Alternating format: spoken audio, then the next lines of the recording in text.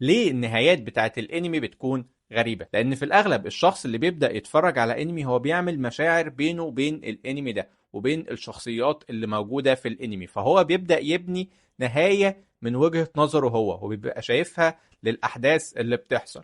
فلو النهاية دي اتغيرت بنسبة كبيرة عن اللي في وجهة نظر الشخص اللي بيتفرج، بتعتبر النهاية غريبة. وطبعا كل واحد فينا عنده وجهة نظر مختلفة، بس المؤلف بيبقى عنده نهاية واحدة وهي دي اللي بتمشي على الكل وهي دي اللي بتتعمل في الانمي.